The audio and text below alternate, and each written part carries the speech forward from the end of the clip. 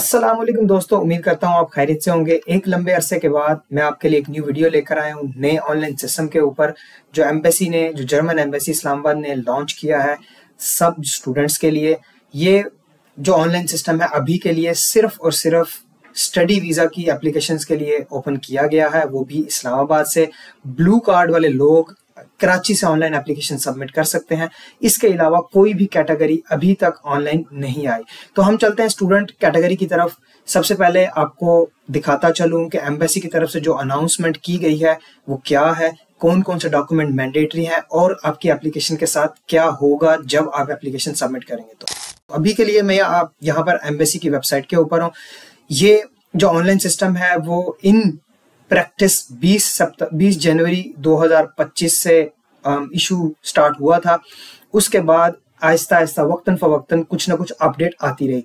अब आप यह देख सकते हैं कि एम्बेसी ने अनाउंस किया था जब ये उन्होंने न्यूज़ लॉन्च की थी कि जिन लोगों ने दिसंबर में जो 27 दिसंबर को जब अपॉइंटमेंट खुली थी तब जिन लोगों ने अपॉइंटमेंट के लिए अप्लाई किया था, जो फास्ट ट्रैक वाले हैं, उनकी अपॉइंटमेंट जनवरी और फरवरी में आ जाएगी इस सिस्टम के ऑनलाइन आने से पहले।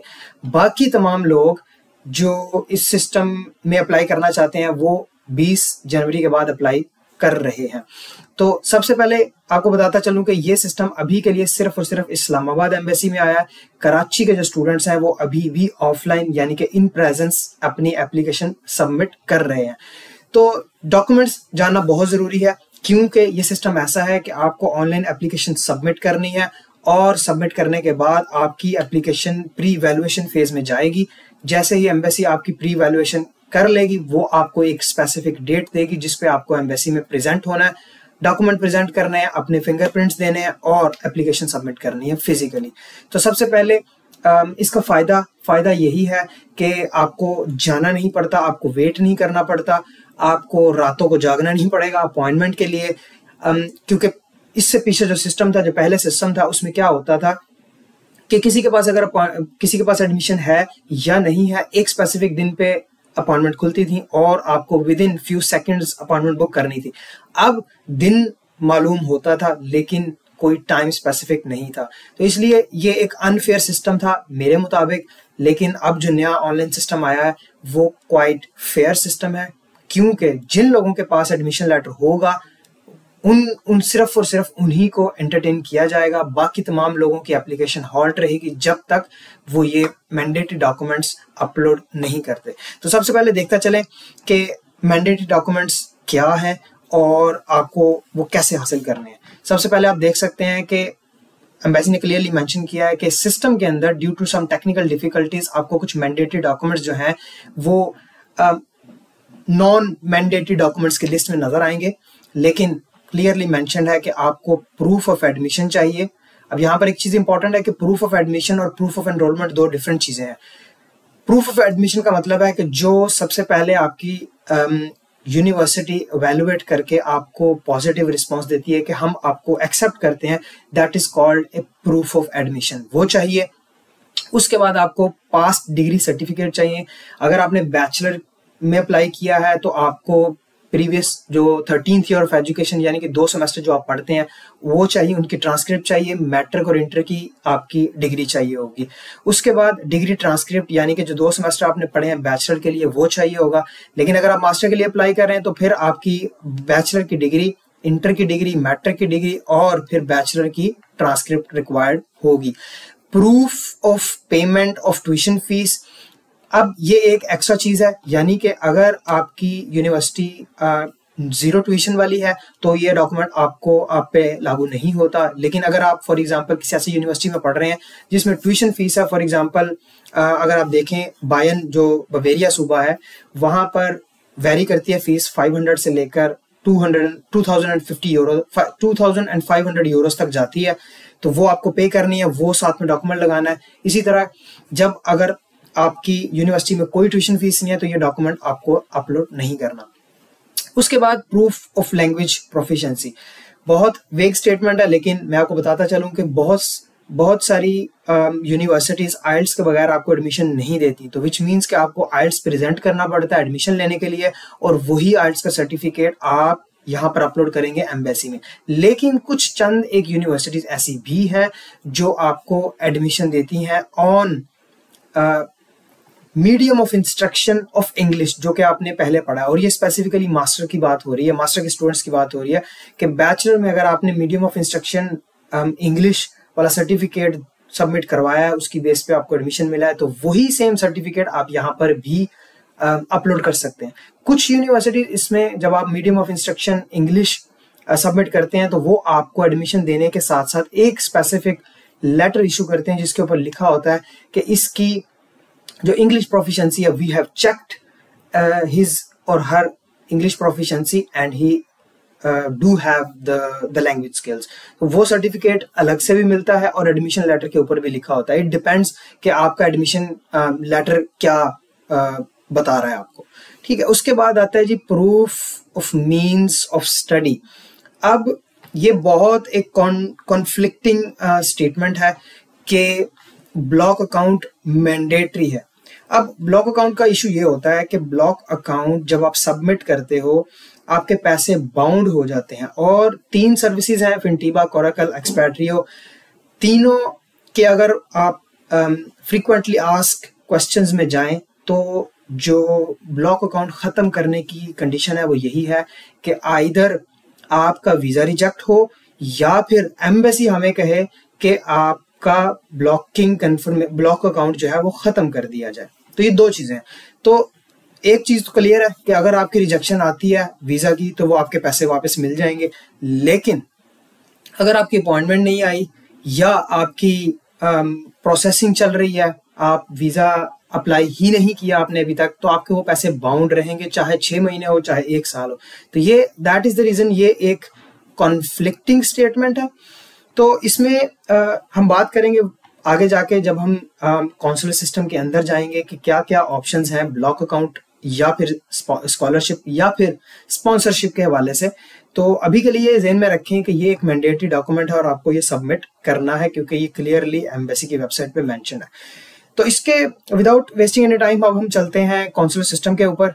कॉन्सुलर सिस्टम का जो लिंक है वो है digital.diplo.de। यहाँ पर आप आएंगे और यहाँ पर आपको अकाउंट बनाना पड़ेगा। मेरे पास अकाउंट ऑलरेडी बना हुआ है तो मैं सबसे पहले अपने अकाउंट को करूँगा लॉगिन। लॉगिन करने से आपको एक OTP आएगा और OTP आपको दूसरे ईमेल पे आएगा, यानी कि जिस ईमेल से लॉगिन करेंगे उस ईमेल पे OTP नहीं आता, आपको दूसरा ईमेल भी देना पड़ता है जब आप अकाउंट बनाते हैं। तो सबसे पहले मैं अपना OTP यहाँ पर मेंशन कर देता हूँ।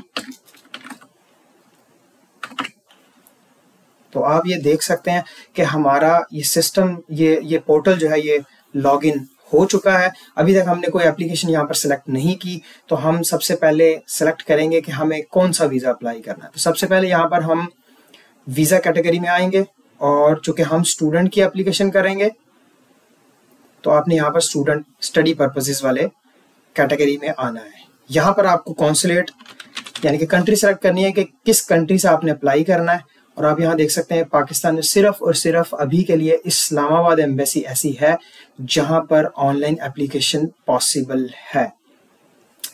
यहाँ पर आप अपना कंसेंट देंगे डेटा, पर्सनल डेटा का, और ये आपको ले जाएगा एप्लीकेशन के ऊपर। अब आप एप्लीकेशन टूर ले सकते हैं कि क्या क्या करना है, लेकिन I am here to tell you. Skip tour करेंगे हम और आपके सामने एप्लीकेशन फॉर्म आ जाएगा। अब आप ये देख सकते हैं कि ये कुछ क्वेश्चनर है, ये फॉर्म फिल आउट करना पड़ेगा। उसके बाद ये जो वीज़ा एप्लीकेशन फॉर्म है उसकी कैटेगरी ऑन एनेबल हो जाएगी और बाद में डॉक्यूमेंट्स की भी एनेबल हो जाएगी। तो सबसे पहले हमें फॉर्म ही फिल आउट करना पड़ेगा जो कि क्वेश्चनर है, और क्वेश्चनर बहुत ही इम्पॉर्टेंट है कि आप उसके सवालात के जवाब करेक्ट दें, क्योंकि उन्हीं सवालात की बेस के ऊपर आपसे रिक्वायर्ड डॉक्यूमेंट मांगे जाएंगे। तो हम चलते हैं, इसको फिल आउट करते हैं। लेट्स सी,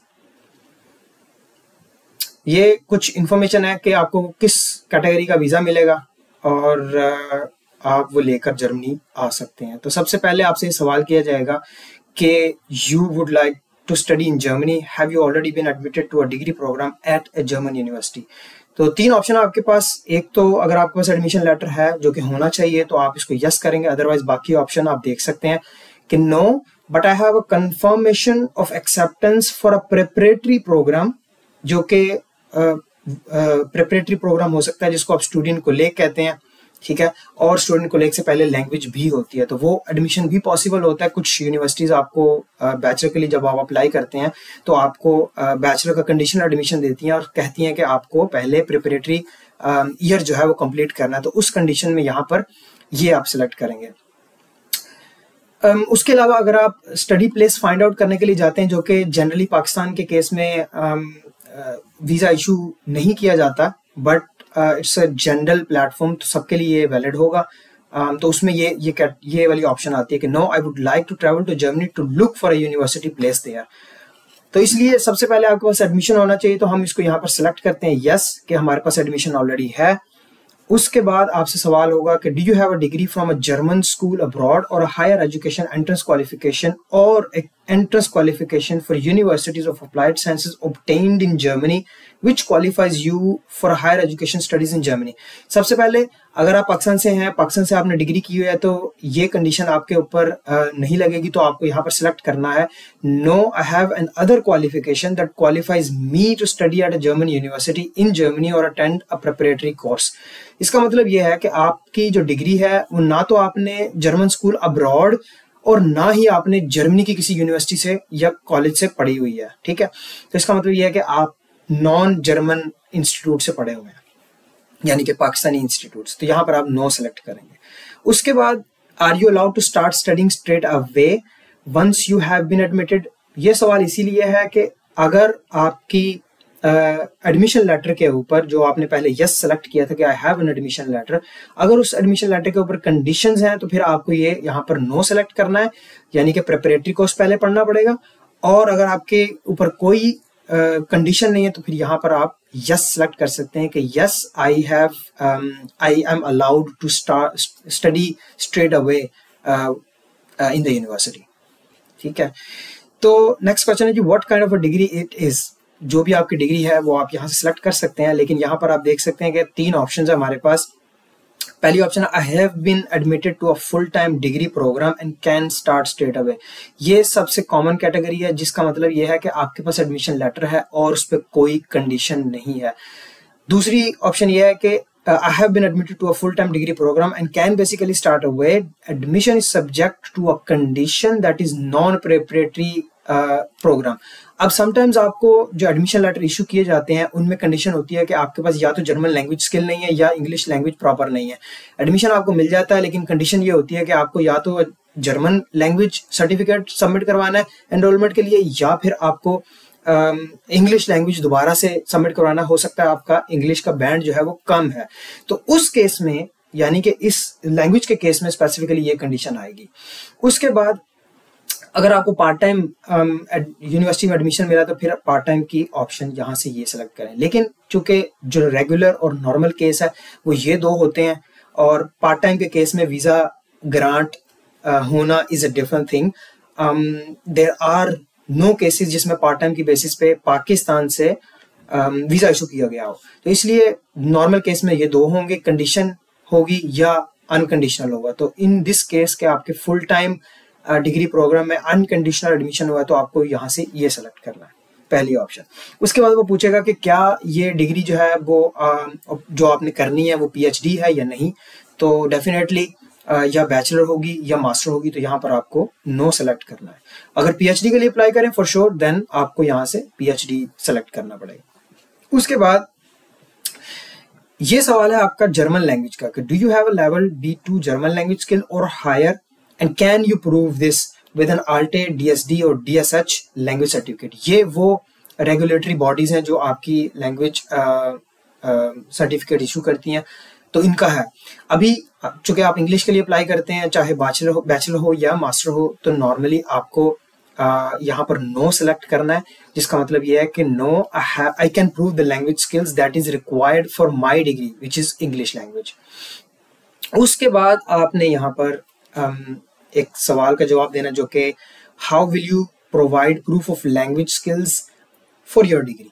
यहाँ पर आपने जो सूट करती है आपके ऊपर ऑप्शन, वो आपने यहाँ पर सेलेक्ट करनी है। सबसे पहली ऑप्शन है my language skills were tested by the university I can prove this with letter of admission. जैसे कि मैंने आपको बताया था कि अगर आपको एडमिशन मिला है आपकी प्रोफिशिएंसी लेटर के ऊपर और यूनिवर्सिटी ने आपको एडमिशन लेटर इशू किया है जिसके ऊपर या तो लिखा होगा कि आपके पास लैंग्वेज क्वालिफिकेशन है या एक सेपरेट डॉक्यूमेंट इशू किया गया होगा, तो उन दोनों केसेस में अगर लेटर ऑफ एडमिशन के ऊपर लिखा हुआ है तो आपको पहला ऑप्शन सेलेक्ट करना है। अगर आपको सेपरेट लेटर इशू किया गया तो आपको ये दूसरी ऑप्शन सेलेक्ट करनी है।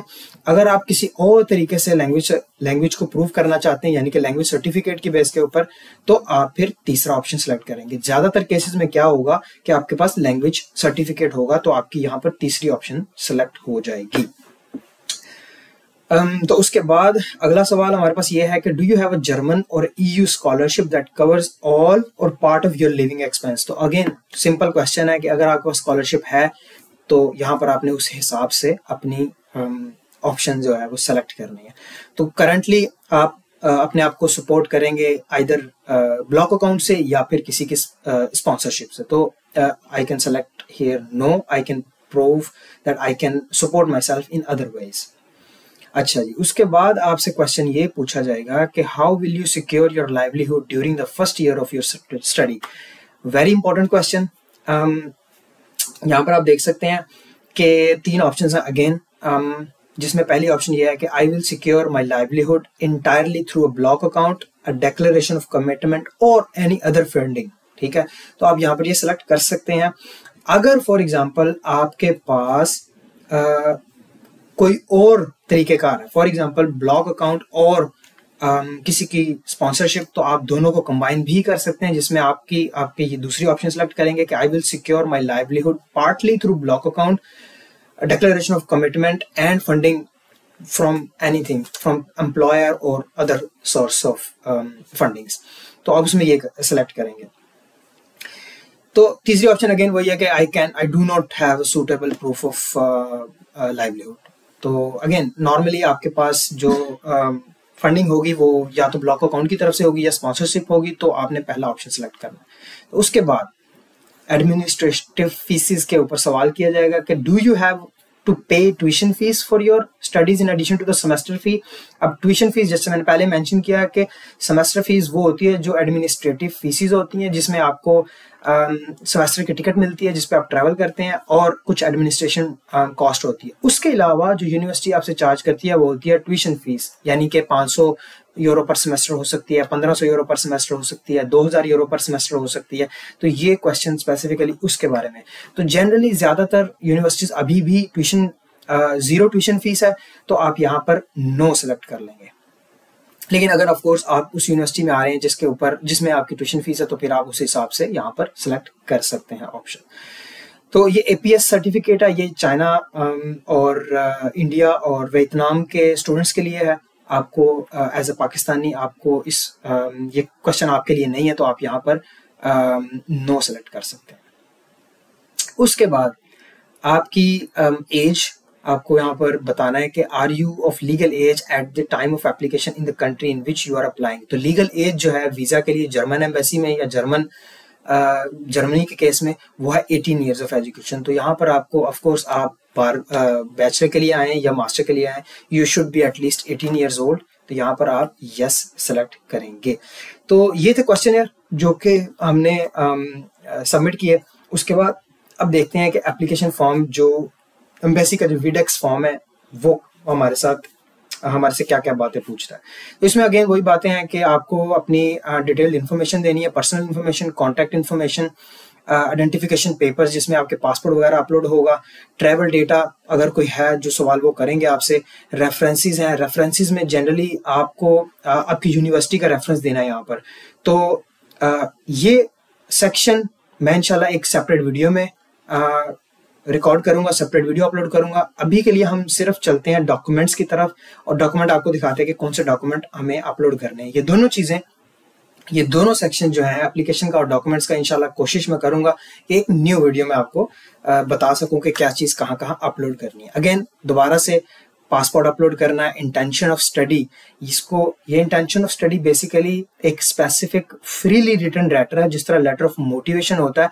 बेसिकली आप लेटर ऑफ मोटिवेशन भी यहाँ पर अपलोड कर सकते हैं, बट वो लेटर ऑफ मोटिवेशन आपको चेंज करना पड़ेगा एम्बेसी के लिए।